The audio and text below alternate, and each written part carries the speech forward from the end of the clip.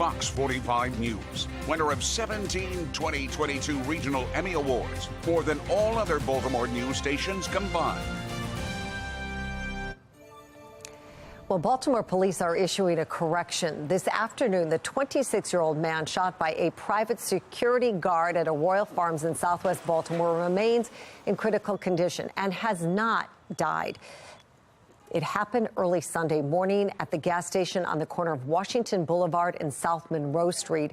Again, BPD has issued a correction. The man shot by security at the Royal Farms is alive. He is in critical condition. We'll continue to follow that story.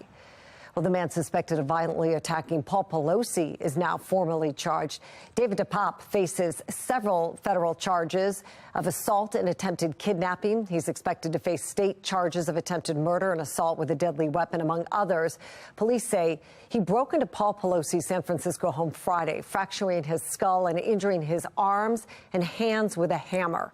Charging documents say he told police he planned to hold House Speaker Nancy Pelosi hostage. Speaker Pelosi was in Washington, D.C. at the time.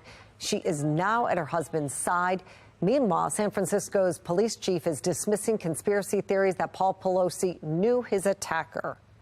There is absolutely no evidence that Mr. Pelosi knew this man. As a matter of fact, the evidence indicates the exact opposite. People are running with this stuff, and whether they believe it or not, these theories can influence the way people think about everything that's happening here. Pelosi remains hospitalized. He is expected to recover from his injuries. DePape is expected to be arraigned on state charges tomorrow. Officials say he posted conspiracy theories about COVID vaccines and the 2020 election on Facebook. Well, former President Trump is asking the U.S. Supreme Court to block the release of his tax records. House Democrats have been asking for Trump's tax records since he was a candidate in 2016. No law requires presidents to release their tax returns, so Trump refused. Now, Democrats argue they want to see how the IRS audits presidents' tax information. Former President Trump argues their purpose has nothing to do with the tax agency and more to do with his personal finances. If the high court doesn't immediately intervene, a lower court ruling means the tax returns will be disclosed. Happy Halloween, everybody. We got some rain, unfortunately, for the kids heading out for, even now it looks like early trick-or-treating, perhaps, getting some showers, Green Valley to Frederick, just kind of edging here toward Baltimore. And then as you head up towards the Pennsylvania line, there's also some rain showers here, and it's all kind of gliding in from the south and west. You can see this wet pattern from a dying storm system that's west of us now. Wouldn't it be nice to have this weekend's weather for today? Well, unfortunately, it doesn't look like that's going to happen, as this little storm system, although, again, it is weakening and it's kind of losing some of its gusto, it is going to provide us with at least some rain slicker weather through Halloween time, Halloween trick-or-treating time, especially as we head through after sunset. You'll see there's a couple of little bands of rain. There's one that's just on our doorstep, and there's another one that's down right around, say, western central Virginia. Then there's a little bit of a break, and then some more showers, and then eventually it does dry out. So I think it's kind of on and off stuff. Right now, we do have cloudy skies here in Baltimore, 66, so at least it's fairly mild. Winds out of the south-southwest at about 7 miles an hour. Toyota Cedar Harbor Skycam, not the prettiest day. We have seen a lot of clouds. There have even been a couple of showers earlier in the day, with the humidity now at 73%, dew points in the 50s. So starting to feel a little bit damp. But where the rain has been coming down, it's a little bit cooler, like at Frederick, 59, 61 at Westminster. So again, if you can do something inside this evening, not a bad idea. And the earlier you get out, I think the better the chance that your showers are lighter and kind of more occasional after sunset. Could get a little more persistent. Temperatures here in the 60s in Baltimore, 64 at Annapolis. Now down in the tropics, Lisa is now a tropical storm. It was potential tropical cyclone number 15 yesterday. Does not look like it's going to be any issue for the United States, but Belize could be dealing with a Category 1 hurricane in the next several days. So the future scan into the remainder of trick-or-treating here as the kids are getting on home from school. By 6 p.m., look, there is a little break on our future scan. But by about 7, 8 o'clock, some more rain could come in. And by 9 o'clock, it's on and off. And there could even be some heavier stuff that develops, especially the later you get here as the older kids wrap up by maybe about 9, 10, 11 o'clock this evening. Hopefully by about 10, 11 o'clock, most of the kids will be inside.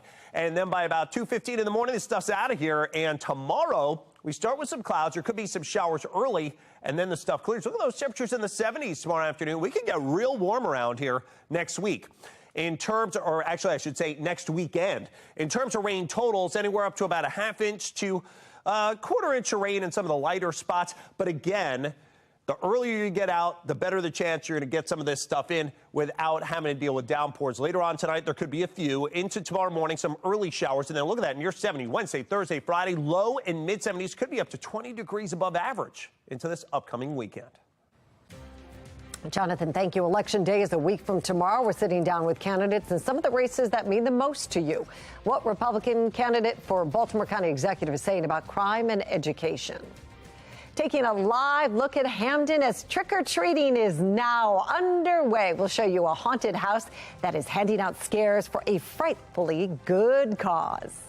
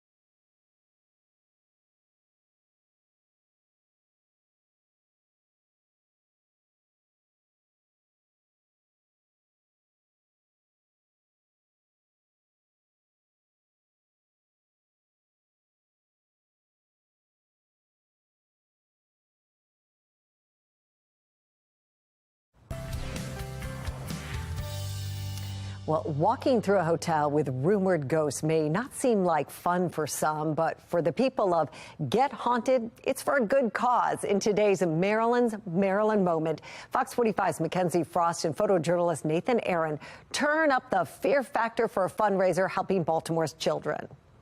Back in the day, I was a little mischievous kid. Baltimore's young boys face several challenges in their lives.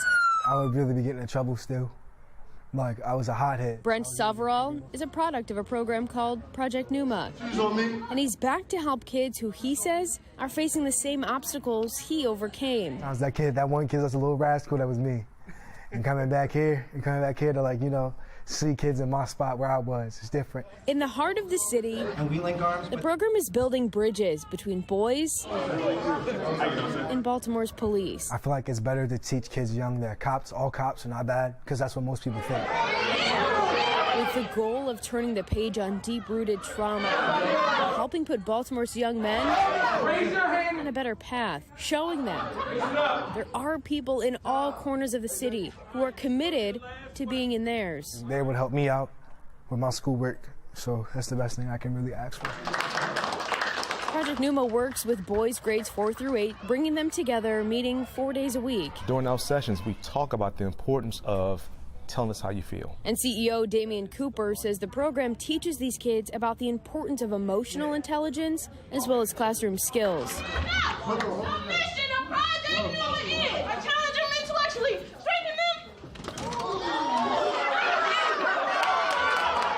If we don't talk about what's going on in our heart and in our mind, we're going to keep crashing and burning, and we've seen this year over year. Pneuma is Greek for breath. I really believe it's our job to breathe new life into these young men. And that breath of fresh air is felt by the participants who want to be involved and put in the work. Start breathing carbon dioxide and start breathing all the good stuff. So it's really just an amazing thing to have them by our sides. It's great.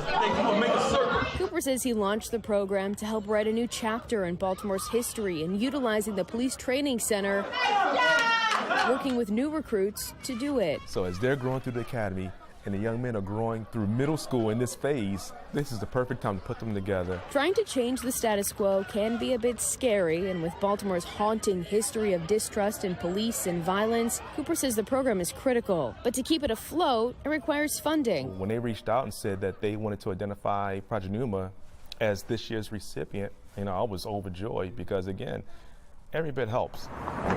The second we stepped off the elevator, like, okay, something's different up here. Get Haunted is a paranormal posse. There you are. Weaving through the Lord Baltimore Hotel on the world's largest ghost hunt, searching for lost souls and perhaps a scare. See? It can't hurt you. It just lights up. And whether you believe or not, there's been just way too many reportings of people feeling some kind of energy. Lee Johnson Lowe, the hotel director of sales and marketing, says there is something guests often talk about. Her name is Molly. She's a little girl that runs around in the hallways playing with a red ball. The largest ghost hunt in the world, and Lord Baltimore Hotel hopes to use the pull of possible paranormal activity. What does your anxiety feel like right now? To bring in some funding. The hotel has a true mission on local community. We've got Baltimore right in our name. Let's go. 1, 2. To breathe in new life to Project Numa. 2, 3, 4. And to keep the program and people growing. They don't understand what social emotional learning is. It's about team building, camaraderie, teach them to stand on their own feet as young men. Do we get angry? Do we throw a chair? Do we hit someone? Or do we say okay and keep moving on? For an effort working to help the boys of Baltimore, It's my second home away from home. Leave whatever ghosts of their past behind. Championship mentality on 3. In Baltimore, Mackenzie Frost, Fox 45 News. Well, thieves are targeting cars in Howard County. How law enforcement leaders are working to crack down on those criminals. And the Powerball is at a staggering new high. We're hearing from viewers about what they would do with $1 billion.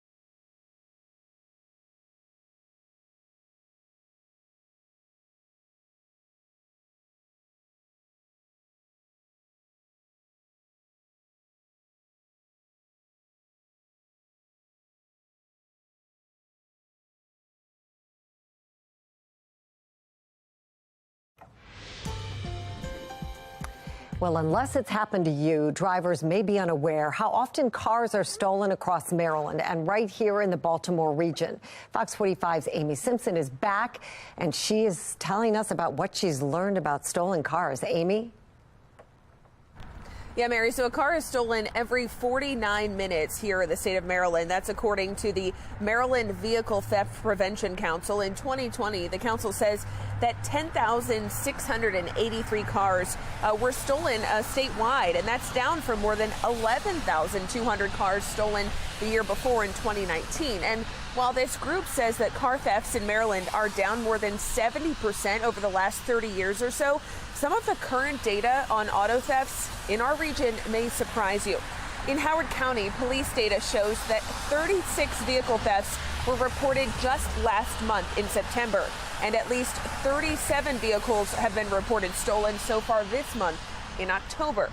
In nearby Baltimore County, a jurisdiction more than twice the size of Howard County, police say there were 136 vehicles reported stolen last month in September, and at least 117 vehicles reported stolen so far in October. And right here in Baltimore City, Baltimore police tell me 335 cars were reported stolen last month in September, and 339 cars have been reported stolen so far this month in October. We've also asked Anne Arundel County Police for its statistics on recent auto thefts this afternoon. We're still waiting to hear back. And Amy, are there any trends in the types of cars that are being stolen? Yeah, so Mary, the Maryland Vehicle Theft Prevention Council says that there is this increase statewide and nationwide in Hyundais and Kias being reported stolen. We reported on this actually just a few weeks ago, likely due to a trend that's making its way around TikTok called the Kia Boys Challenge. But here in Baltimore City, Baltimore police say it's not Hyundais or Kias. They say Honda sedans are the most likely to be stolen. Mary? Amy, thank you.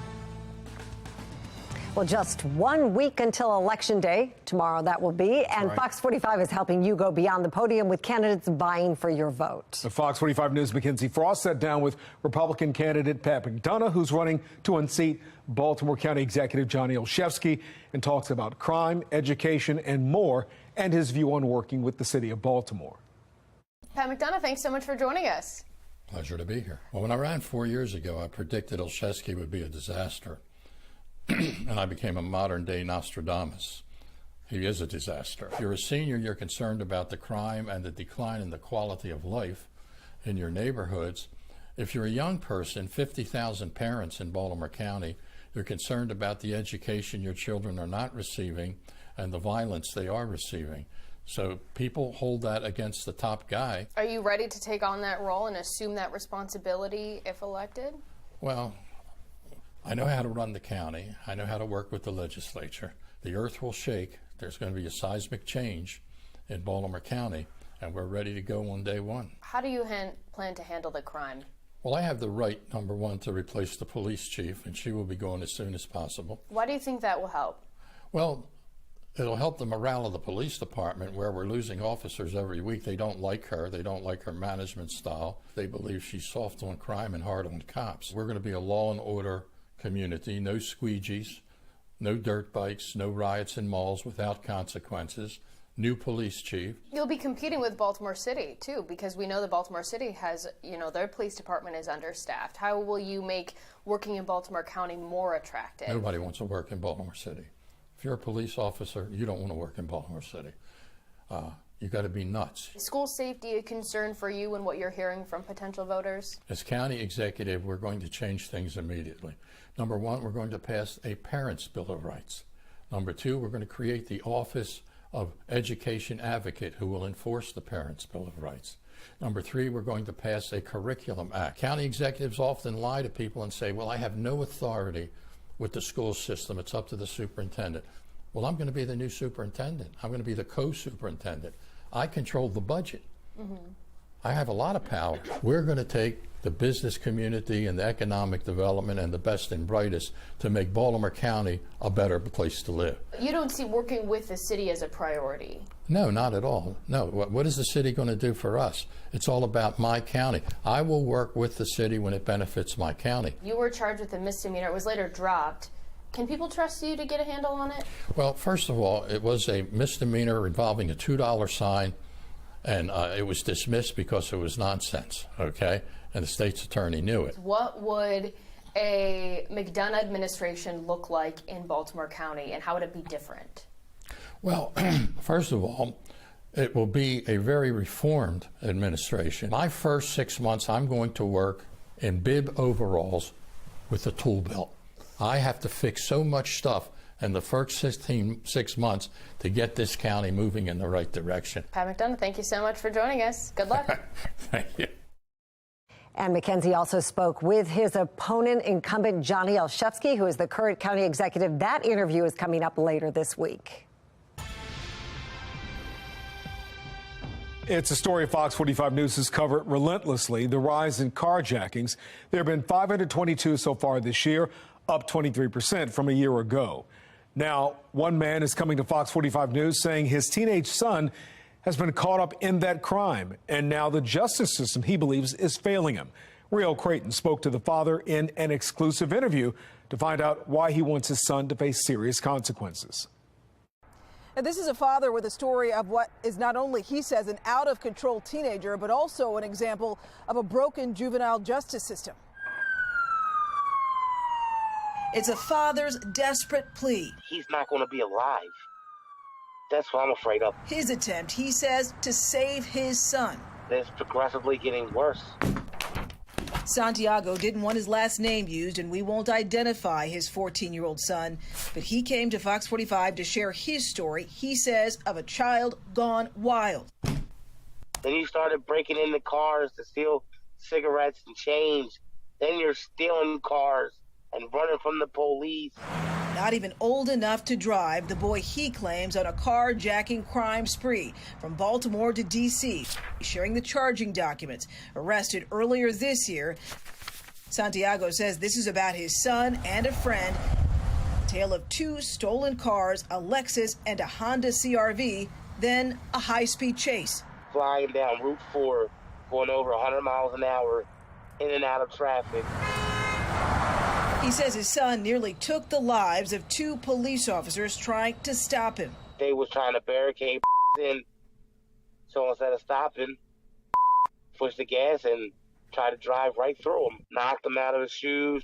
A story he believes illustrates exactly what is fueling juvenile crime in Baltimore and beyond, including surrounding counties, the several that his son has been arrested in. Because he says for all this, his child has never faced serious consequences. This isn't even about my son. This is about Baltimore City's kids. This is about all juvenile delinquents. For his 14-year-old, he says all but one of the 19 charges dropped. Threatened, he says, when he tried to teach him a lesson.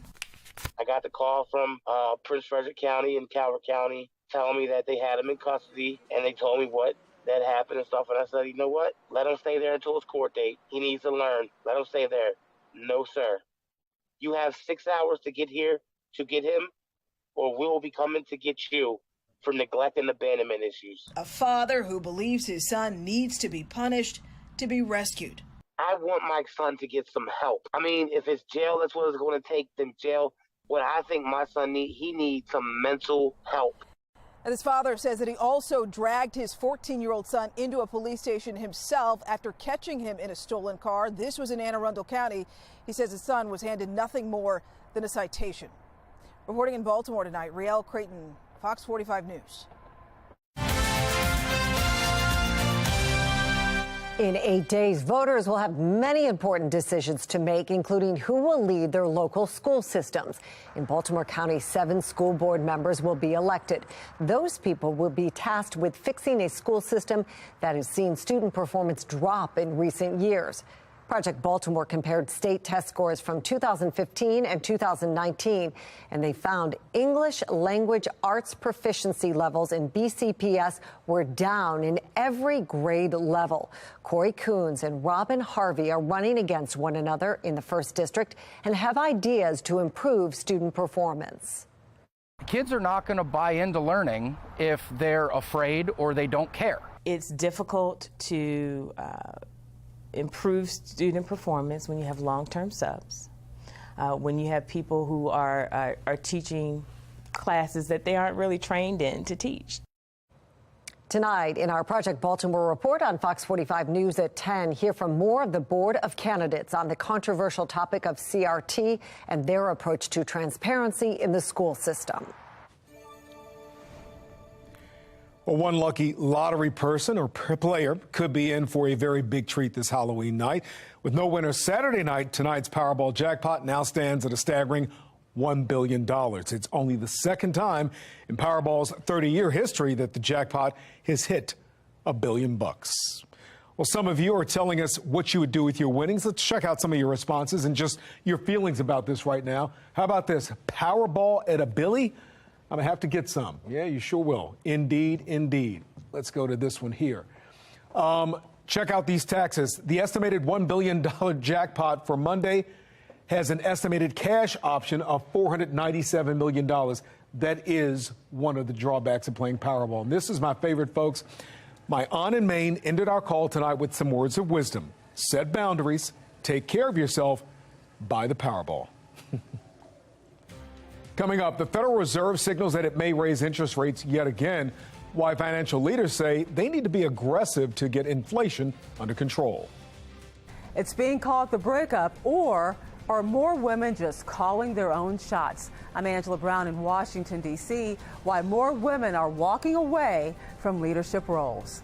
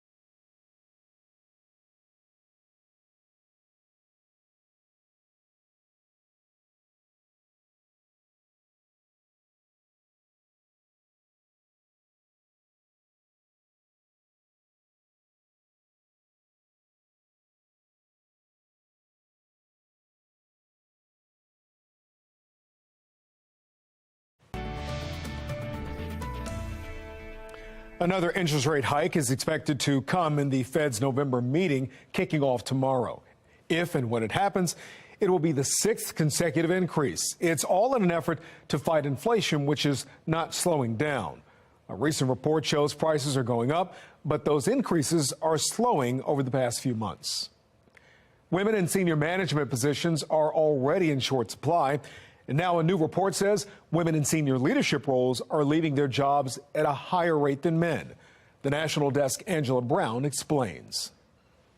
Female leaders are making it all the way to the top and then walking away from leadership roles. A new report surveyed over 300 companies, interviewing over 40,000 employees. While on one hand it's true, more women are breaking the glass ceiling in corporate America. There's this pipeline of women coming into the workforce and it's only going to get bigger, and they will find their way to the top. But many female leaders who are punching through are now punching out. Here's the big number from this new report from McKinsey & Company and leanin.org. About 10.5% of female leaders in senior management roles and above left their company in 2021, compared with 9% of male leaders. That number matters because there are fewer women in leadership roles. CEO Melissa Simpkins works to empower women in the workforce. The challenges women are facing as they progress, parenting, taking care of aging parents, dealing with spouses, dealing with the community, their aging parents. It's a lot. Yeah. And so that weight and that pressure is not really been addressed in corporate America. Imbalances at home and the office. The report says female leaders are facing headwinds trying to advance, including experiencing more belittling microaggressions, such as having their judgment questioned, while doing more to support employee well-being, leaving them overworked for efforts often overlooked. Career specialist Julie Balke says female leaders just want a better work culture. They're looking for flexibility, a healthy work culture, and DEI, diversity and inclusion efforts. To put all of this in perspective, the report found that for every woman at the director level who gets promoted to the next level, 2 female directors are choosing to leave their company. In Washington, D.C., I'm Angela Brown. All right, for some of us, the rain is coming down for trick-or-treating here in Baltimore, up to Towson, Bel Air, down to Laurel, as well as Columbia, Eldersburg, Westminster. You're getting some of those showers, and they will likely continue through the evening. Now, the good news is, as you see down to the south and west, there are some breaks. So as this moves in from southwest to northeast, you will have some spots where it turns into more kind of drizzle and maybe a little bit of light rain. Then you'll also have some patches where it's kind of more moderate stuff. You'll probably need an umbrella, so you want to bring that with you for trick-or-treating, especially as you head toward nightfall, because that's when some of this heavier stuff south and west gets here on through about midnight. Then this whole weather maker moves through, diminishes, and we do dry out, but unfortunately it's not in time for any of the Halloween festivities. It comes tomorrow. 66 degrees, Mile 1 Towson. Looks kind of gloomy, a little bit wet on the Mile 1 Towson as well. Sorry, kids, but yeah, you're probably going to need those slickers. Winds into the south-southwest at 7. Still going to get that candy, though.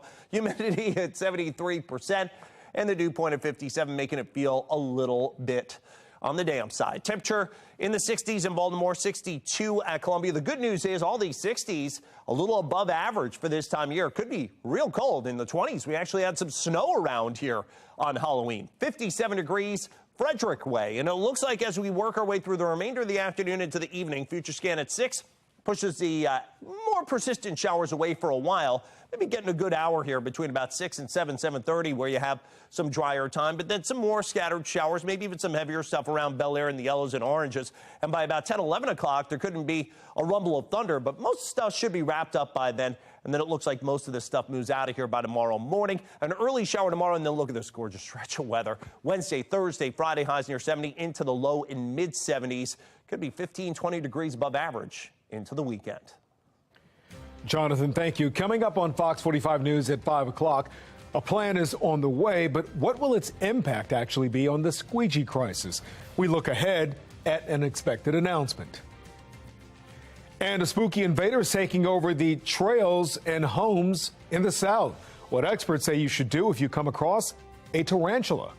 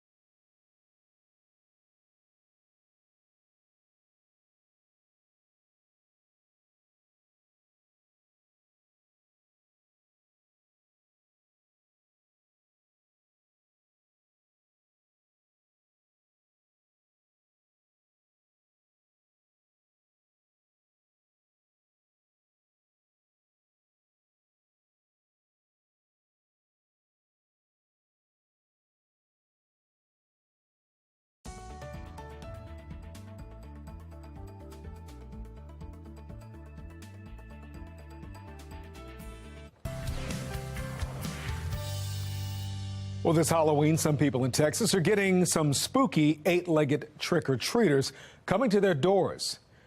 Chickage Windler from our Sinclair sister station in Austin, Texas, explains what's driving the invasion of tarantulas. It's spooky season, and it's also spider season, so don't be surprised if you come across a tarantula on the trail or even in your home. Oh, hey. Hey. Hey. Whoa. Thomas Holland had this surprise guest in his Cedar Park garage last week. And at Wild Basin Preserve in Austin, another tarantula caught on camera. Central Texas has tarantulas all over the place. We have 2 species of tarantulas. We have the Texas brown tarantula, the Texas tan tarantula.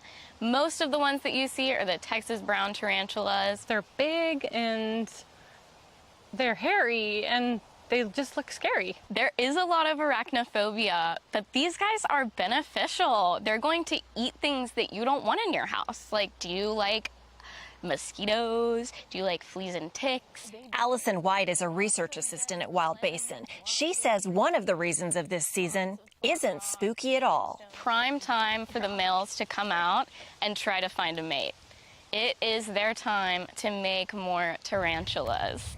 And they're on a tight timeline trying to make that connection before the cold settles in, which might explain why they're wandering out of nature and into neighborhoods. They are just trying to find a good place to hide. They want to be away from really cold conditions. They also want to be away from really hot conditions. So in the winter, they're going to come inside or come into your garage. I just know that when I see a spider in my house, my first instinct is to scream. But these tarantulas are actually gentle giants. If you leave the tarantula be, it's not going to come after you. They're not an aggressive spider.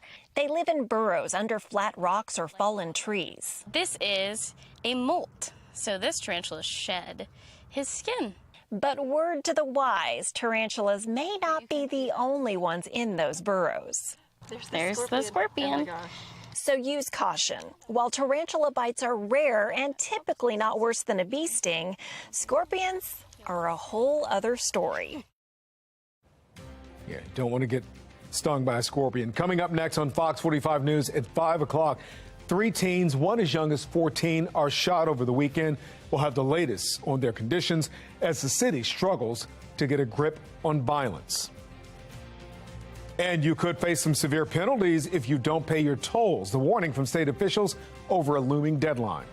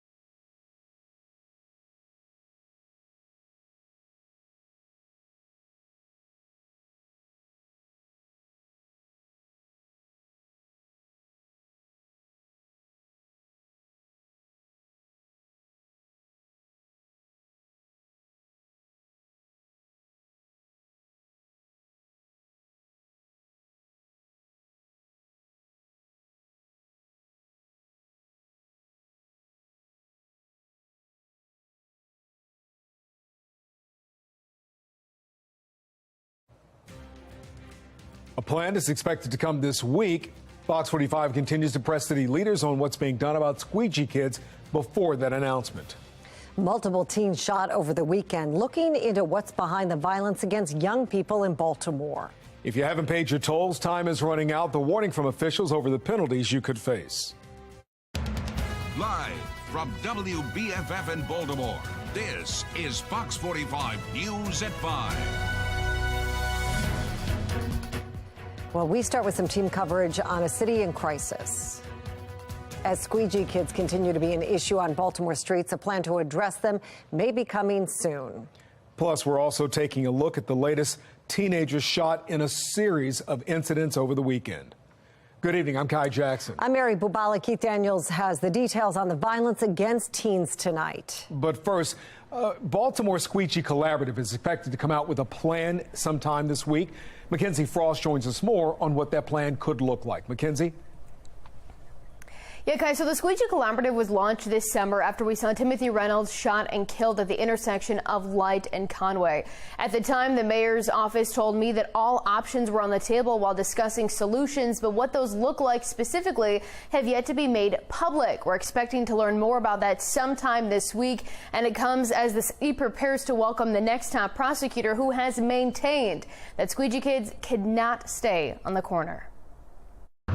Up and down some of Baltimore's busiest roads, Squeegee kids wait for the light to turn red, giving them the green light to go up to drivers and squeegee their windows for money. Despite several laws in the books prohibiting this activity, Mayor Brandon Scott not looking to enforce it. Squeegeeing on itself is not a criminal behavior, right? The mayor launching a Squeegee Collaborative to brainstorm ideas to solve the issue as tensions continue to rise between motorists and Squeegee kids. After weeks of questioning the mayor about when this group would produce results. Why wasn't that open to the public so we could kind of hear what's happening with that conversation? What's taking so long to get some plans or recommendations from the Squeegee Collaborative? How long before there will be some sort of solution to this problem? Mayor Brandon Scott could be on the cusp of revealing his new approach. During a civil rights breakfast appearance Monday morning, the mayor leaving out the back door without taking questions from the media. So we sent his office a few, asking, can the people of Baltimore expect to see a change in policies when the Squeegee Collab recommendations are released? If so, did Mayor Scott change his view on the interpretation of the laws moving toward enforcement? How much longer can the people of Baltimore anticipate Squeegee kids working on the corners? The mayor's team says the city will, quote, immediately begin implementing the recommendations from the collaborative, but it's still unclear when those recommendations will be released. In response to our questions, the mayor's office added, quote, constitutional enforcement of the city code has been a major focus of the collaborative's work. And Mayor Scott's anticipated moves come after Baltimore's presumptive next top prosecutor, Ivan Bates, has been clear on his view of the situation. But it can't be there. It's not safe for the Squeegee workers. It's not safe for the citizens. In our exclusive interview, Bates says he's been talking with the mayor and his legal team about their options. I've done the legal research from my standpoint, and I feel good about where we are. I don't necessarily view it as clearing the corners. I view it as enforcing the law. Bates' comments contrast what we've been hearing from the mayor. Does that mean you disagree with the mayor's law department's interpretation of the law, that what they're doing is protected free speech because they say that that's panhandling? I understand, however, on the law, I disagree. To me, there's a difference of panhandling, holding a sign very quietly in an area, not going in and out of traffic. Right. Going in and out of traffic is an action. Therefore, I believe that action is illegal. Leaving the city wondering what will come of the collaborative as Squeegee kids stand guard at corners like Mount Royal and North Avenues, President and Lombard, Fayette and President, while BPD continues utilizing hundreds of hours of overtime to have officers stand on the corners, and the number of 911 calls We have a squeegee disturbance. continue to rise at intersections across Baltimore City. Now, the mayor's office will not confirm exactly when those recommendations will be made public, but they do say whenever it is announced, the people of Baltimore should not expect to see an overnight switch from those Squeegee kids on the corner to when we could see whatever happens from the recommendations implemented. Live in Baltimore, Mackenzie Frost, Fox 45 News. Mackenzie, thank you. That brings us to our question of the day. What should Mayor Brandon Scott do with Squeegee kids? Clear the corners, issue citations, host a work program, all of the above, or none of the above? So far, 85% of those who voted say clear the corners. Go to foxbaltimore.com/vote to weigh in. Well, Baltimore police are issuing a correction today. The 26-year-old man shot by a private security guard at a Royal Farms in southwest Baltimore remains in critical condition. He has not died. The shooting happened early Sunday morning at the gas station on the corner of Washington Boulevard and South Monroe Street. Again, BPD has issued a correction. The man shot by security at a Royal Farms is alive in critical condition. Baltimore City Police say a man died after a shooting in southwest Baltimore late Sunday. Police say officers were sent to the intersection of South Bentley and Wilkins Avenue for a report of gunfire. That's where they found the victim. The man later died at the hospital. Anyone with information is asked to call Baltimore police. It has been a violent year. Baltimore once again on track to pass 300 homicides. So far, 282 people have been killed in the city. That is 2 more than last year. Non-fatal shootings are also slightly up. 608 people have survived being shot compared to 602 at this time last year. Now, teens in Baltimore were the victims of 3 separate shootings across the city this weekend. A 14, 16, and 17-year-old were all shot this weekend. It's continuing a disturbing trend of young people in our city being the victims of violent crime. Fox 45's Keith Daniels is live now with details on the incidents and the concern over what's being done to keep these teenagers safe. Keith? Well, Mary, all of the teens are recovering from their injuries tonight, including that 14-year-old victim. Now, the teens were wounded in separate shootings across Baltimore Sunday. 3 teenagers, ages 14, 16, and 17. 2 of them shot in the leg, but police say the 16-year-old boy was shot in the head. All of the shootings, a tragic reminder for one Baltimore woman who's the family friend of 14-year-old Travis Slaughter, who was shot and killed in Pikesville last month. I think that the youth should be educated more, and there should be more programs, and people need to get involved. And, you know, I know it sounds crazy. I'm very passionate about this because it's sad, because we're losing our young people at an alarming rate. Now, Baltimore County police have arrested a 17-year-old suspect in connection to Slaughter's murder. Meantime, no word of any arrest in this weekend's teen shootings here in the city. We're live tonight. Keith Daniels, Fox 45 News. Keith, thank you. Fox 45 can help you keep track of crime in your neighborhood. Alert Nest allows you to track crime right down to your street. And to find it, just go to the banner on foxbaltimore.com. Download the app by searching for Alert Nest in your app store. You can also sign up for daily alerts delivered to your inbox. Well, it's Halloween night, which means trick-or-treaters are out knocking on doors. This is a live look at Hamden, where you can see there's some rain, but trick-or-treaters are still out there right now. Chief Meteorologist Jonathan Myers is here with the latest on what you can expect through the rest of the evening. Yeah, guys, I can verify it is definitely raining outside. I went outside to just check on the extra bag of candy that I bought for the kids this evening. I tasted a couple too. But in any case, the rain is coming down out there. I still have some of the wetness on my suit. Didn't bring my umbrella. Hopefully you do for heading out to your trick-or-treating this evening. Take a look at that rain from Baltimore up to Cockeysville, down to Gaithersburg, Damascus, Severn. Actually, a pretty good little batch of rain coming through right now, but then there's a little bit of clearing, at least in the rain pattern, just kind of a line north of Richmond all the way up into the state line. So we'll get some of that in maybe an hour or so. And then maybe after about 7:30, there's some more rain that'll move in from the south and west. No, it's not the hottest at 85 degrees, nor the coldest at 25 degrees, nor the wettest at 1.5 inches of rain, or the snowiest. Yes, we have had snow back in 1925 on Halloween, but there is some rain, and temperatures are close to average, about 65 at 6 p.m. We fall down to 60 at 8 p.m. Heavier rain could move in by the time we're wrapping up trick-or-treating with the older kids as we drop to 59 at 10. I'm going to take it hour by hour on the future scan, see what the computer models are saying about this rain and when it gets out of here in a couple of minutes. All right, Jonathan, thank you. Put the power of the Weather Authority Storm Center in your hands. Download the free WBFF Weather Authority app for your smartphone. Use our powerful Doppler radar to follow storms to your street. Go to your app store and search for WBFF to get started. And if you do make it out to trick or treat tonight, a few basic steps can keep you safe.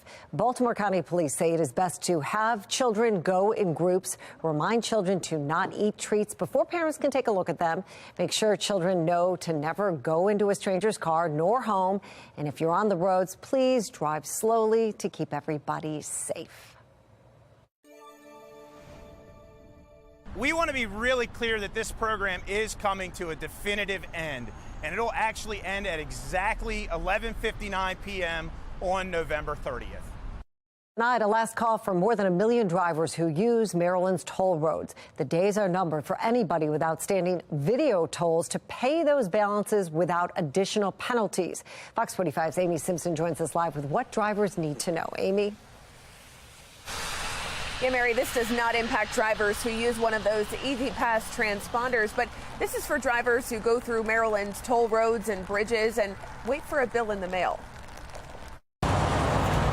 Just 1 month left for drivers to pay outstanding video tolls without facing a fine. We're here today to remind our customers that it's their last call to pay their unpaid tolls by November 30th in order to receive a waiver of their civil penalty. While tolls in Maryland are typically just a few bucks each unpaid video toll accrues a $25 penalty. And back in February, the Maryland Transportation Authority Board approved a customer assistance plan to help drivers get caught up. The plan doesn't waive or forgive the cost of using toll roads and bridges, but forgives the late fees that may have accrued for drivers, particularly after Maryland halted sending bills for these video tolls during the COVID-19 pandemic. The Maryland Transportation Authority says $86 million in penalties have been waived for about 558,000 drivers. But with just 1 month left, hundreds of thousands of drivers still need to pay up. Back in August, we sent out Act Now letters to 1.3 million customers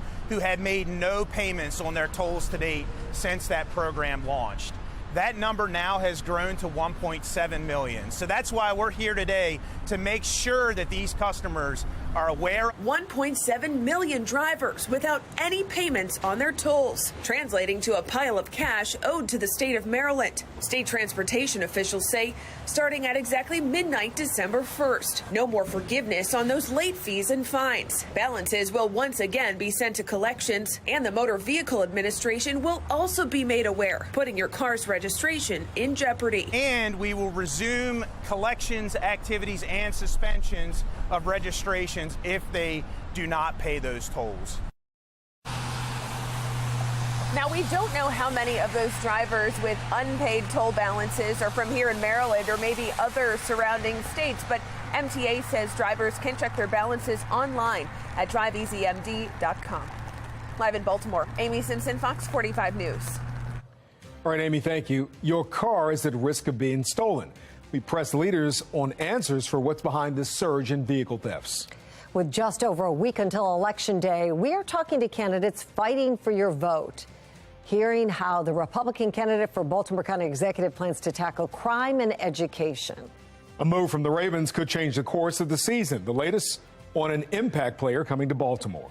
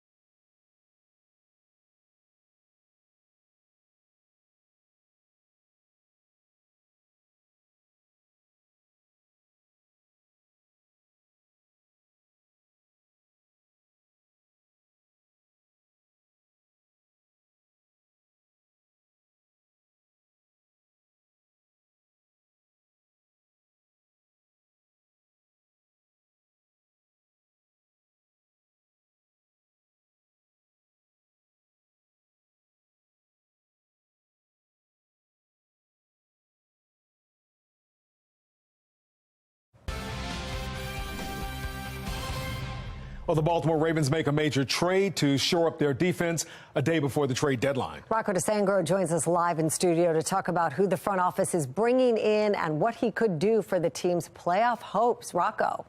Yeah, this is no small trade and a huge deadline move. Eric DeCosta and the Ravens front office went out and traded for Bears linebacker Roquan Smith.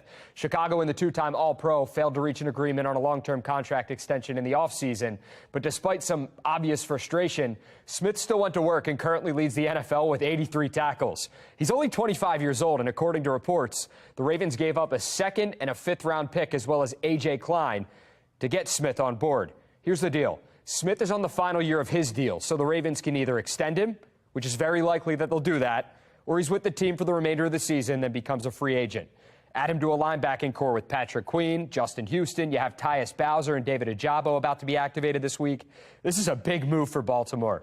Coming up tonight, more on the trade for Roquan Smith, plus some not-so-good news for Rashad Bateman on the injury front when Sports Unlimited returns. Rocco, thank you. Okay, trick-or-treating is underway, but it is raining a bit out there on trick-or-treaters, so you sometimes have to put your raincoat over your costume. That's no fun. Yeah, if you're dressed up as a Ravens player, maybe. Yes, you want to show it, but a news anchor or whatever it may be, you're going to need to throw on an umbrella as well as a rain sock. You don't have those clear ponchos, so you can see through them, right? So in any case, we do have a little bit of rain. It's not extremely heavy, but we had some video out at Hamden. There are folks out there with their umbrellas. It's not going to stop people. Here in Baltimore up to Towson and Cockeysville, thankfully it's not thunderstorms or anything like that. Now you move down to the south and west, we do have a little bit of a break, so we're going to hope this gets here, this one right here, between about, say, 6 and 7:30. But then beyond that, it looks like we're back at it again with, some more rain that's going to move in. There could even be a lightning strike or two with some of that later on tonight after about, say, 9, 10 o'clock. But I think most trick-or-treating should be done by then. So overall, it could be worse, but it could be better. And you can see that latest weather maker moving in from the west. There's a drier air. And once that gets in here, it's going to have some staying power. And I mean, it's going to be really nice for the remainder of the week after tonight into tomorrow morning. But we got to get there. Mile 1 task cam right now. Yep, looks kind of spooky with some of that fog and some of the rain. 64, winds out of the south at 3, of course, with the reduced stopping distances and the wet roads. Be aware those trick-or-treaters are out there. Travel with caution. Our humidity's at 84%, dew points in the upper 50s, so it's almost a little muggy or kind of damp, you could say, with 64 in Baltimore now, 63 at Annapolis. We're in the 60s on the eastern shore. Some 50s where it's been raining a little bit longer out Frederick Way. And the occasional rain will continue through about 5:15. There's that little break I was talking about, 6 to about 7:30. And then another batch of rain and some embedded heavier rain in there as well through about 9, 10 o'clock. And even some of those reds that are down in Virginia by about 11 p.m. through about midnight. Some of our computer models saying there could be a couple of lightning strikes in there, so don't be surprised about that. And then that will move north and east and out. And it's still a little bit wet, probably, at least on the roadways in the morning. But the sunshine is going to break out tomorrow, and that is going to dry us out. Look at those temperatures, near 70 tomorrow afternoon. We'll take it. Now, in terms of additional rain totals, it'll be about 1/4 to 1/2 inch of rain. It's not extremely heavy rain, but really just kind of annoying stuff. Nothing that's going to cancel those plans of getting candy, but you will have to incorporate some rain gear, perhaps, if you don't want to get too wet. Now, into tomorrow morning, an early shower, 72, or it's 71 on Wednesday. And I mean, it is not only one day, but it is 2, 3, 4, 5, 6 days of sunshine. And we could be in the mid-70s at least as we head into the weekend. So some really nice weather when this time of year we should be near 60 for high temperatures. Well, it's Halloween, and Baltimore is getting into the holiday spirit with some fantastic costumes, despite some of the rain out there. Oh, my gosh, Melissa sent us this picture of baby Matthew, the world's biggest little hockey fan. He's spending some time in the penalty box tonight. Oh, cute Matthew. And Mariah sent us this picture of her cousins enjoying trick-or-treating. We want you to send pictures or Halloween celebrations in. I think everybody is smiling in that picture, even underneath that mask. You can send in your pictures by heading to foxbaltimore.com, clicking on the Chime In tab. Well, for many, seasonal depression has only gotten worse during the pandemic. The warning from doctors on how to keep you and your family safe. The Supreme Court set to decide the fate of affirmative action. I'm Atrell Nashar with each side's legal argument about considering race in college admissions.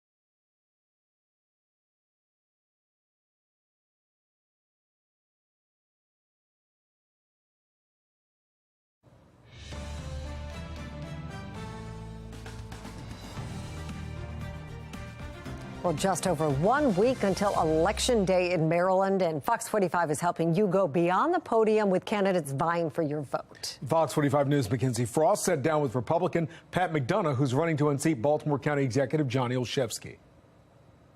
Pat McDonough, thanks so much for joining us. Pleasure to be here. Well, when I ran 4 years ago, I predicted Olszewski would be a disaster, and I became a modern-day Nostradamus. He is a disaster. If you're a senior, you're concerned about the crime and the decline in the quality of life in your neighborhoods. If you're a young person, 50,000 parents in Baltimore County, you're concerned about the education your children are not receiving and the violence they are receiving. So people hold that against the top guy. Are you ready to take on that role and assume that responsibility if elected? Well, I know how to run the county. I know how to work with the legislature. The earth will shake. There's going to be a seismic change in Baltimore County, and we're ready to go on day one. How do you plan to handle the crime? Well, I have the right, number one, to replace the police chief, and she will be going as soon as possible. Why do you think that will help?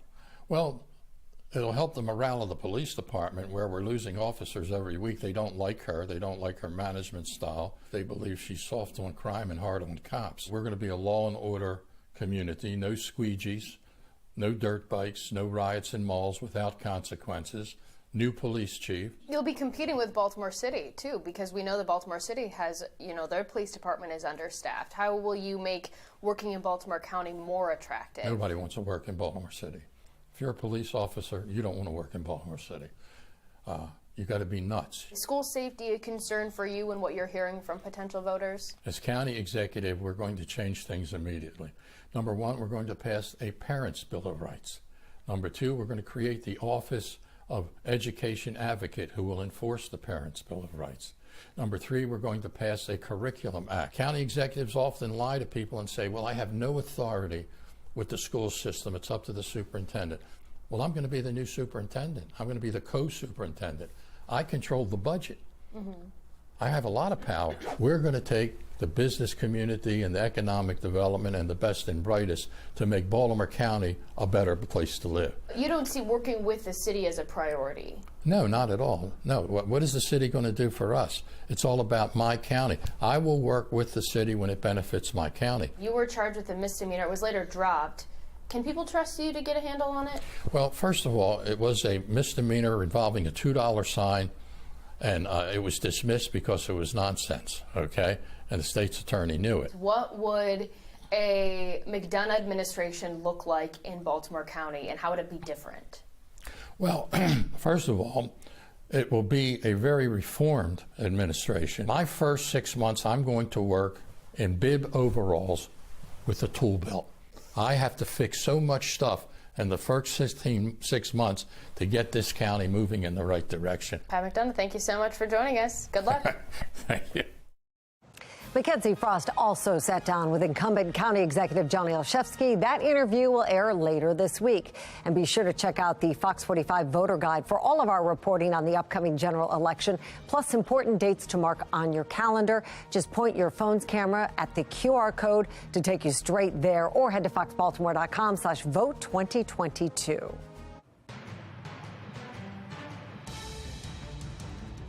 Making headlines right now, there will be no trick-or-treating for Governor Larry Hogan. The governor says that he's tested positive for COVID-19 and is working at home. He says he's up to date on his shots, his symptoms are mild, and the governor encourages others to get boosters. So far, more than 700,000 people have received the second bivalent booster shot. That's a little bit more than 10% of the state's population. Most Marylanders who have received their first booster are eligible for this shot, but it is not yet available for children younger than 5. Nearly 90% of the state has gotten at least one dose. You can be the first to know about breaking news by signing up for News on the Go. Go to foxbaltimore.com and click on Mobile Alert Sign Up under the Station tab. You can also download the Fox 45 app for your smartphone. Search for WBFF in your app store. You know, unless it's happened to you, drivers may be unaware how often cars are stolen across Maryland and right here in the Baltimore area. Fox 45's Amy Simpson joins us live right now with more on what she's learning regarding this problem. Amy? Yeah, Kai, a car is stolen every 49 minutes here in Maryland. That's according to the Maryland Vehicle Theft Prevention Council. And in 2020, the council says that 10,683 cars were stolen statewide. That's down from more than 11,200 cars stolen in 2019. And while this group says that automobile thefts in Maryland are down more than 70% over the last 30 years or so, some of the current data on automobile thefts in our region may actually surprise you. Take a look. In Howard County, police data shows that 36 vehicle thefts were reported just last month in September, and at least 37 cars have been reported stolen so far this month in October. In nearby Baltimore County, a jurisdiction that's more than twice the size of Howard County, police say there were 136 vehicles reported stolen in September and 117 vehicles reported stolen so far in October. Meanwhile, here in Baltimore City, Baltimore police say 335 cars were reported stolen in September, and 339 cars have been reported stolen so far this month in October. We did also today ask Anne Arundel County Police for its data and statistics on recent automobile thefts, and tonight we are still waiting to hear back from them. And Amy, are there any trends in the types of cars that are being stolen recently? Yeah, so Mary, you may remember a few weeks ago we reported on an uptick in Hyundais and Kias being stolen, likely connected to a trend on TikTok called the Kia Boys Challenge. And the Maryland Vehicle Theft Council does tell me that they are seeing that trend statewide and nationwide with Hyundais and Kias being stolen. But here in Baltimore City, it's neither one of those makes or models that are being stolen. Baltimore police say if you have a Honda sedan, that's the car that's most likely to be stolen here in the city. Mary, Kai, back to you. Amy, thank you. As counties deal with these car thefts, Baltimore City is facing a spike in catalytic converters being stolen. 523 catalytic converters have been stolen and reported stolen so far this year. Now, the thieves target converters because they contain valuable metals. Hybrid vehicles are often specifically targeted because they have more of those valuable metals. The cost of replacing the part can be between $1,000 and $4,000. Well, millions of dollars in federal funding meant to support schools is not being used in Baltimore. Megan Gillen spoke with a taxpayer advocate about why the city has been slow to take advantage of the support. A new report by Georgetown University shows that a majority of the $122 billion in American Rescue Plan funding for education has not been spent. And get this, the report highlights that Baltimore is at the top of the list of unspent money.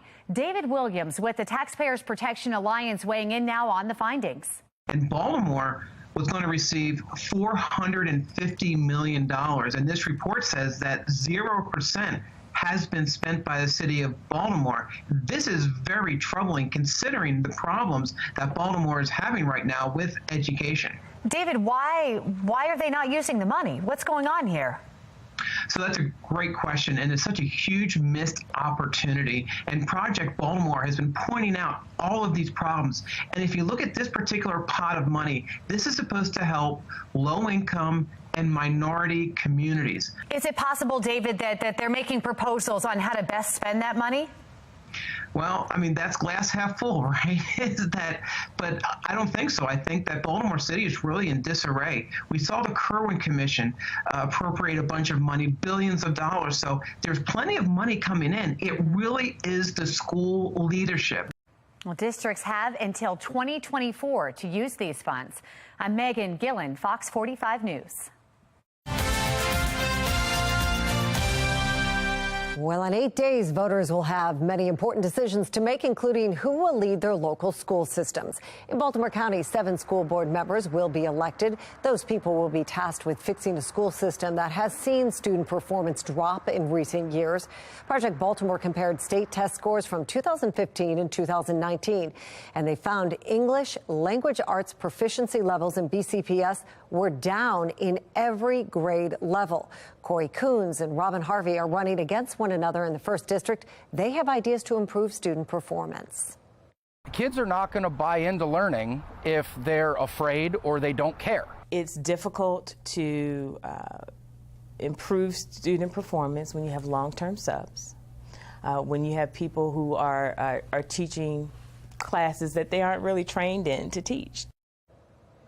Well, tonight in our Project Baltimore report on Fox 45 News at 10, hear from more of the board candidates on the controversial topic of CRT and their approach to transparency in the school system. One lucky lottery player could be in for a very big treat this Halloween night.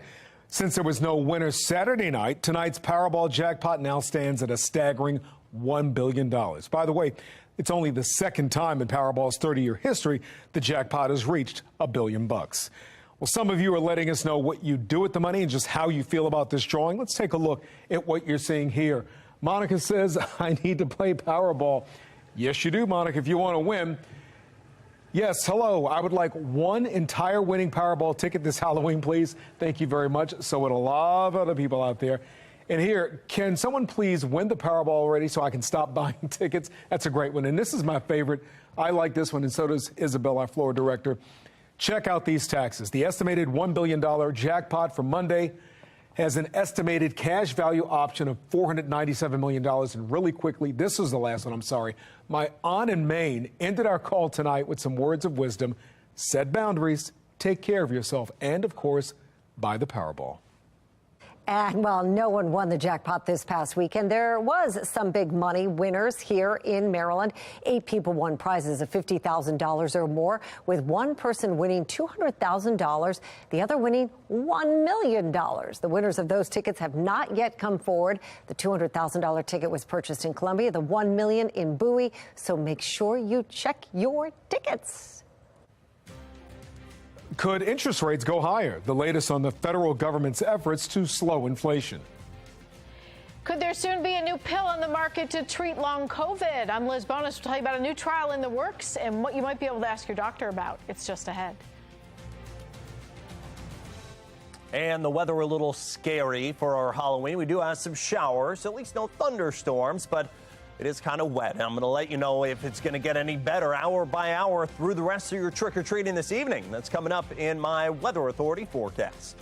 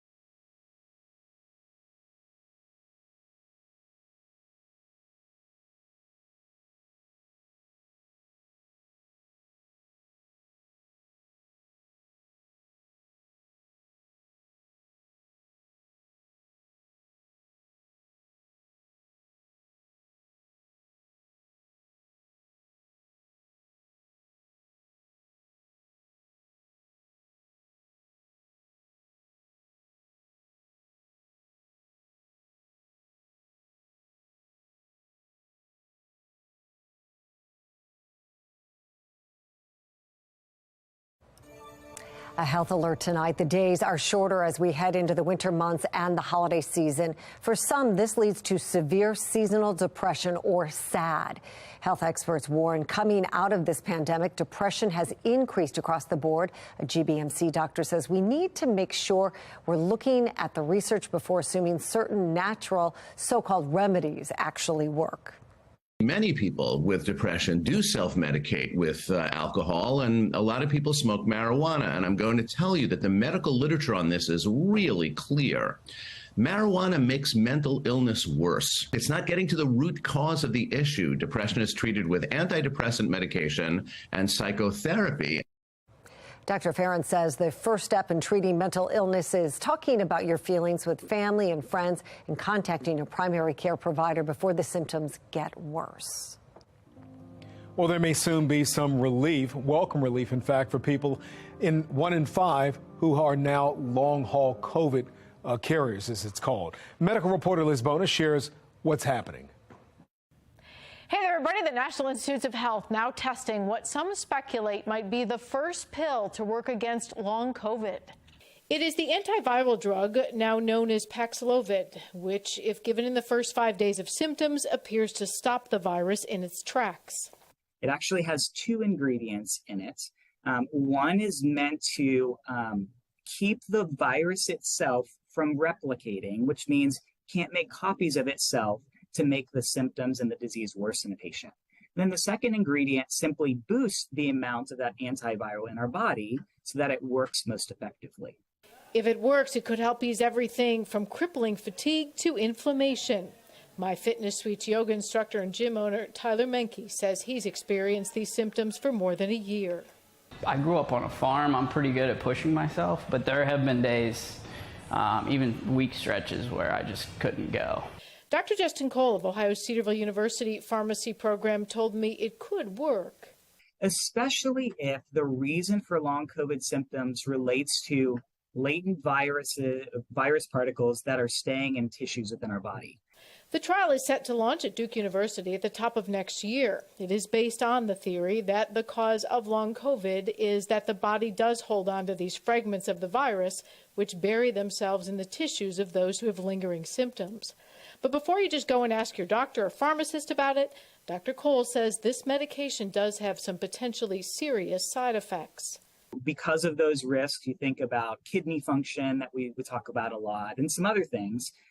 I think it is important that we make sure that these clinical trials are done well so that those risks are mitigated and that it's studied adequately before it becomes a treatment potentially for long COVID. That said, as we mentioned, it's available now if you need it as soon as you have symptoms, and a Test to Treat pharmacy, your best place to ask about it. I'm medical reporter Liz Bonus. Now back to you. There could be a vaccine for RSV by next fall. Doctors say this year has already been one of the worst in terms of RSV hospitalization. In a recent clinical trial, one vaccine was 75% effective at stopping RSV infections that needed medical attention. The virus is the leading cause of infant hospitalizations in America. It infects the lower lungs and can cause complications like pneumonia and inflammation. All right, checking on that trick-or-treating forecast right now. Not the prettiest of Halloween days, but hey, you know what?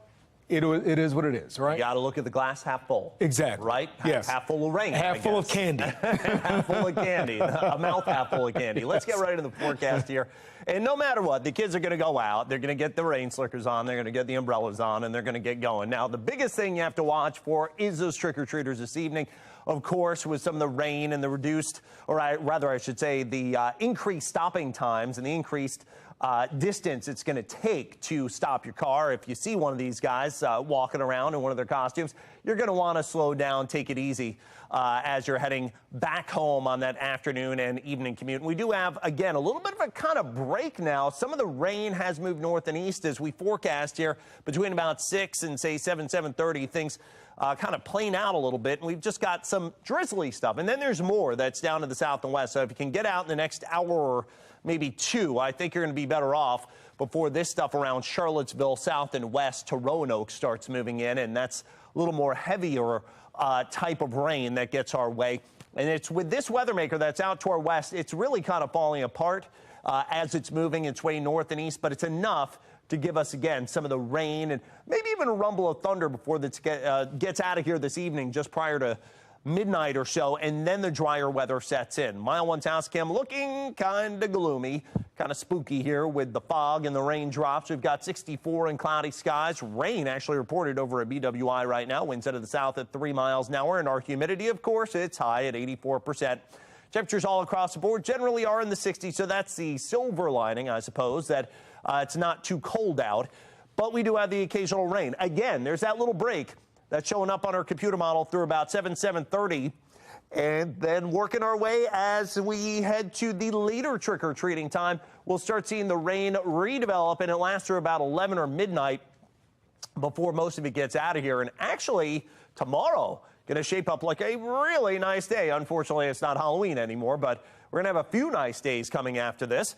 In terms of any rain totals, about a quarter to a half inch of rain. So for tonight, it's going to be damp for the trick-or-treaters. Again, rain on and off, some drizzle here and there. We're seeing one of those breaks right now. Clouds mixing with some afternoon sun tomorrow after a very early shower to start. 72. Oh, look at this forecast. 62, actually 63. Our average high for this time of year. We're at 72, 72. Thursday, 70, 71 on Friday. And then mid to upper 70s over the weekend. Saturday, Sunday, 75 on Monday. Maybe a shower here or there. It's really looking pretty good and above average next several days after we get through with some of this Halloween rain. But happy Halloween, everybody. Happy Halloween to you, Jonathan. Thank you. Coming up at 6 o'clock on Fox 45, if you're a Maryland driver and have any unpaid tolls, well, now's the time to get those tolls paid. The date is approaching for late fees to resume. And ahead of Tuesday's trade deadline, the Ravens add some much-needed muscle to their defense, who they brought on, and how much they had to give up to get this deal done.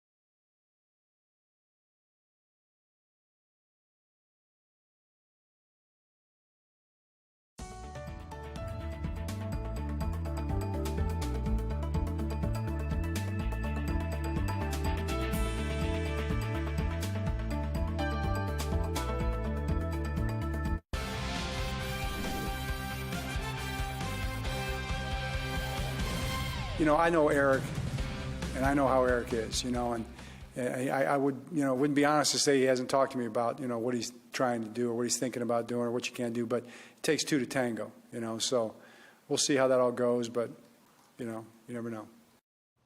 John Harbaugh's right. It does take two to tango, and the Ravens found their dance partner ahead of Tuesday's trade deadline. Eric DeCosta and the team's front office hit up the Chicago Bears and traded for linebacker Roquan Smith. The two-time All-Pro currently leads the NFL with 83 tackles. He has 7 interceptions for the course of his career. The guy can flat out play, and he's only 25. Smith is on the final year of his contract, so the Ravens will either extend him or he's a rental. At the end of the season, he could go into free agency. Those are the two options, really. The Ravens' inside linebackers, they're now Smith, Patrick Queen, Josh Bynes, and Malik Harrison. Smith was owed around $5.5 million for the rest of the season, according to Adam Schefter of ESPN. As a part of the trade agreement, the Ravens will pay him the Bears will pay him $4.8 million, while the Ravens, they only got to pay him $575,000 for the remainder of the year. Great news for the defensive side of the ball. Offensively, some not so great news, as Rashad Bateman's tweak of that foot could be worse than initially thought by the Ravens. After the game, they thought it was a kind of a tweak, but there's a little more there from a strain standpoint. So that's going to be conversations will be had. It looks like it's going to be a few weeks for him, and then we'll have more to report on that later in the week. Coming up tonight, Tyus Bowser and David Ojabo will be activated this week, but will they play? John Harbaugh provides an update on both guys when Sports Unlimited returns.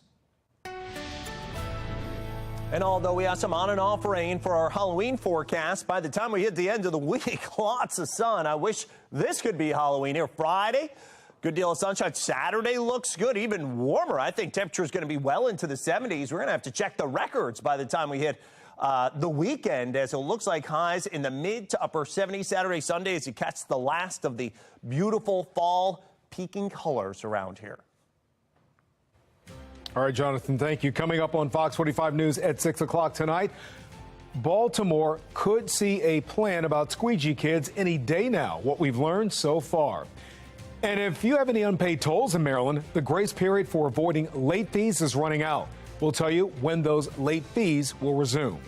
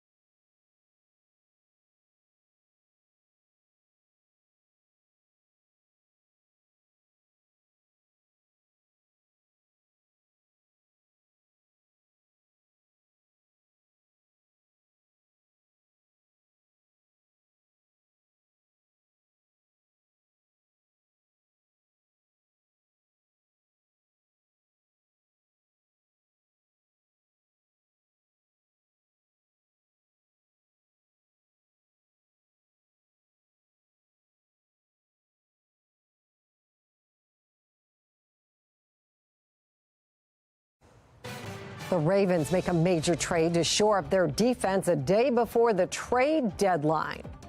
We want to be really clear that this program is coming to a definitive end, and it'll actually end at exactly 11:59 p.m. on November 30th. Maryland drivers, a heads up tonight. The deadline approaching that could mean late fees on toll tickets. And it is the spookiest night of the year. Fox 45 News has live pictures of trick-or-treating as well as some of the rain coming down and moving through our region tonight. Live from WBFF in Baltimore, this is Fox 45 News at 6. Good evening, everybody, and happy Halloween. I'm Mary Bubala. Fox 45 News at 6 starts right now with the exclusive Fox Track, Your Baltimore Minute. Squeegeeing on itself is not a criminal behavior, right? The mayor launching a Squeegee collaborative to brainstorm ideas to solve the issue as tensions continue to rise between motorists and squeegee kids. After weeks of questioning the mayor about when this group would produce results, Mayor Brandon Scott could be on the cusp of revealing his new approach. Just 1 month left for drivers to pay outstanding video tolls without facing a fine. We're here today to remind our customers that it's their last call to pay their unpaid tolls. While tolls in Maryland are typically just a few bucks each unpaid video toll accrues a $25 penalty. In a huge deadline move, Eric DeCosta in the Ravens front office went out and traded for Bears linebacker Roquan Smith. Chicago and the two-time All-Pro failed to reach an agreement on a long-term contract extension in the offseason. This is a huge move for Baltimore. It is Halloween night across our nation, and right here at home, you're looking live at Hamden, where the community is welcoming trick-or-treaters at this hour. You do need your umbrellas tonight as the weather maker is bringing showers across our area. Meteorologist Jonathan Myers, dressed as himself tonight, has the latest word. Scariest costume around.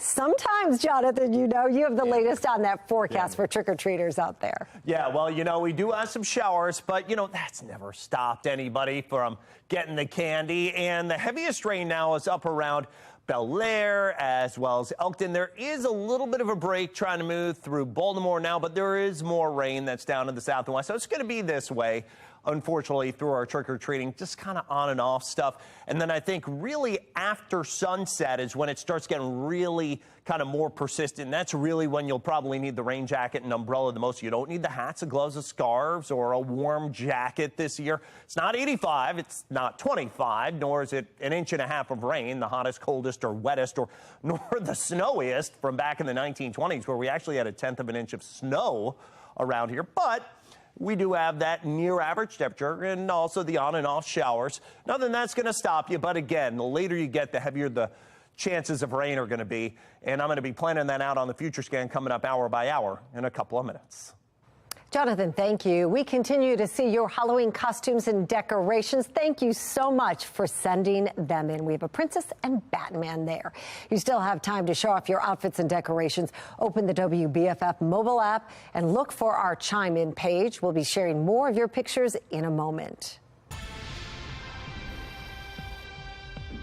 In a city in crisis any day now, we can find out what the city of Baltimore wants to do about kids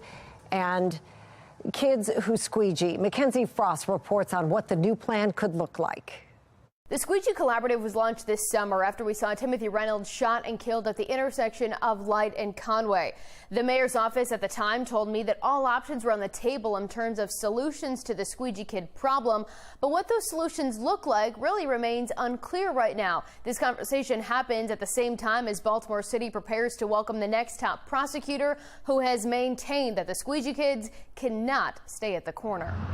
Up and down some of Baltimore's busiest roads, squeegee kids wait for the light to turn red, giving them the green light to go up to drivers and squeegee their windows for money. Despite several laws in the books prohibiting this activity, Mayor Brandon Scott not looking to enforce it. Squeegeeing on itself is not a criminal behavior, right? The mayor launching a Squeegee collaborative to brainstorm ideas to solve the issue as tensions continue to rise between motorists and squeegee kids. After weeks of questioning the mayor about when this group would produce results. Why wasn't that open to the public so we could kind of hear what's happening with that conversation? What's taking so long to get some plans or recommendations from the Squeegee collaborative? How long before there will be some sort of solution to this problem. Mayor Brandon Scott could be on the cusp of revealing his new approach.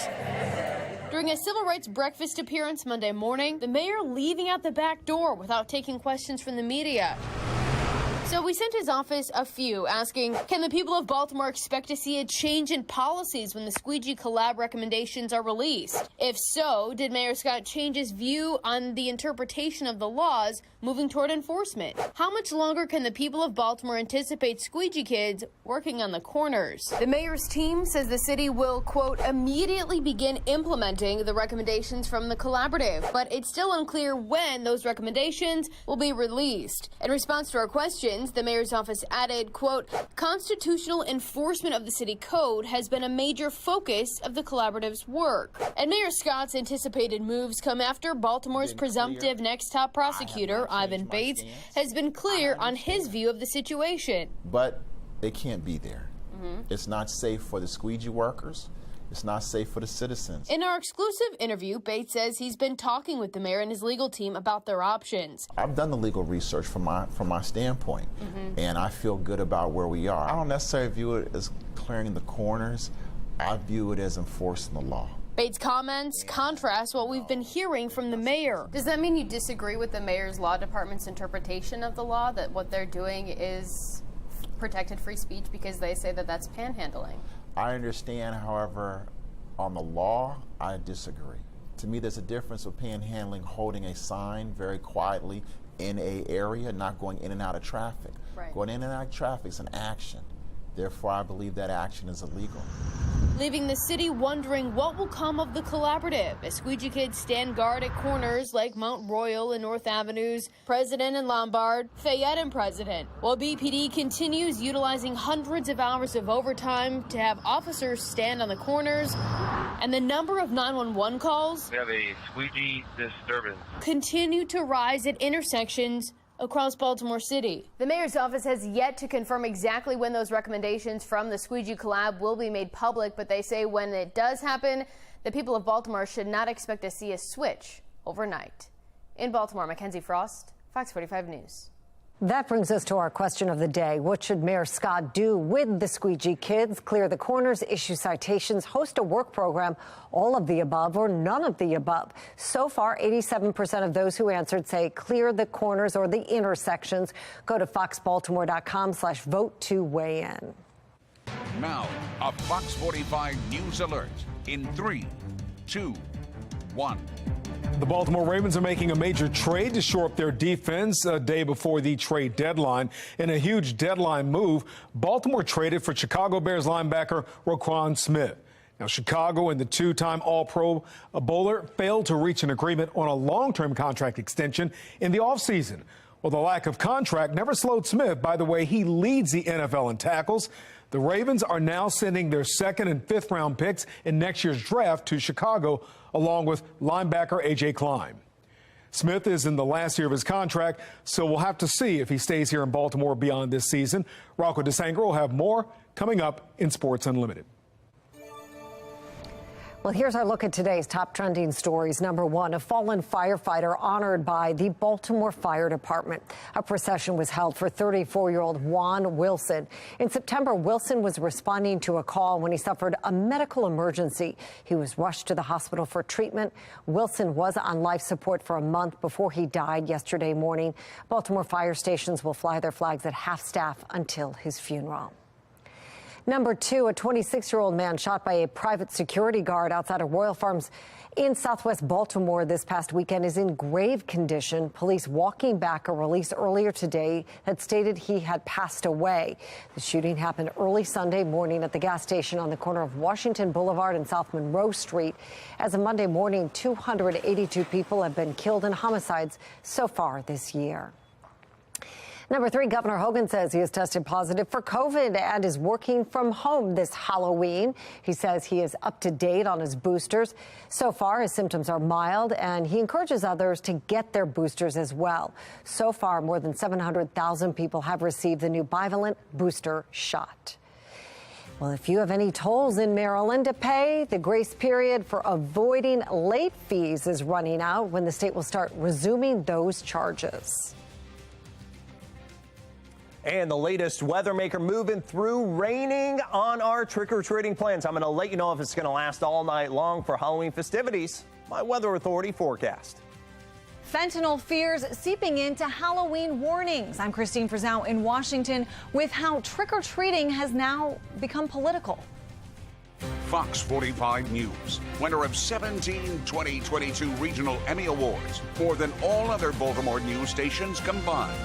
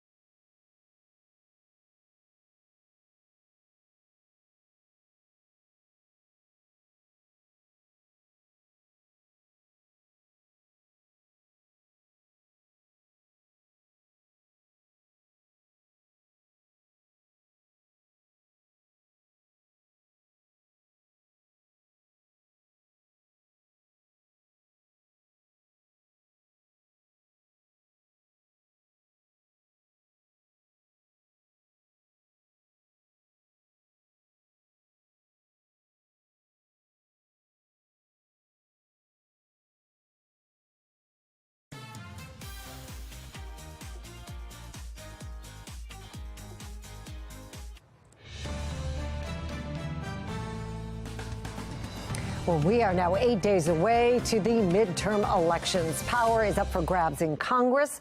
Here in Maryland, voters will be making some critical decisions on governor, comptroller, attorney general, and a number of local referendums. If you'd still like to vote by mail, tomorrow is the last day to request a mail-in ballot. Early voting began last Thursday. It will end this Thursday. Same-day registration is allowed in Maryland. Just point your phone at the QR code on your screen. It'll take you to our election page for all the dates you need to keep in mind, help find your polling place and the elections you will be deciding on. A last call tonight for more than 1 million drivers who use Maryland's toll roads. The days are numbered for anybody with outstanding video tolls to pay their balance without additional penalties. In the early days of the pandemic, Maryland suspended sending bills for video tolls. The state decided to forgive all the late fees leveled against drivers after retroactive tickets began going out. Now, that grace period will end November 30th, and that means each unpaid video toll will receive a $25 penalty. Back in August, we sent out Act Now letters to 1.3 million customers who had made no payments on their tolls to date since that program launched. That number now has grown to 1.7 million. So that's why we're here today, to make sure that these customers are aware. This does not impact drivers who use an Easy Pass Transponder. It applies to those who use Maryland's toll roads and bridges and get their bill in the mail.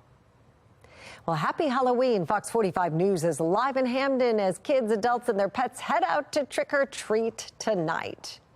And tonight, some political candidates are using Halloween to draw attention to what they call the crisis at the border.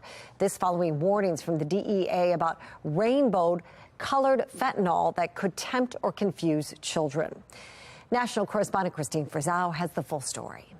A Halloween pastime turning political. Some candidates sounding alarm bells after recent warnings from the Drug Enforcement Administration of brightly colored fentanyl used to target children. Right now, the cartels, they're dressing this stuff up like candy, rainbow fentanyl.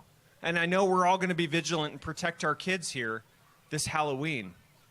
But shame on Mark Kelly for us having to do that. GOP lawmakers in a letter asking the Department of Homeland Security to respond to cartels specifically using it to get children hooked at a young age. Many who buy it online after clicking on social media advertisements. Crist voted to support Biden's open border policies. Criminals, gangs, and drugs are pouring in. The issue popping up in campaign ads as well. Fentanyl is pouring into Arizona, and overdose deaths are surging.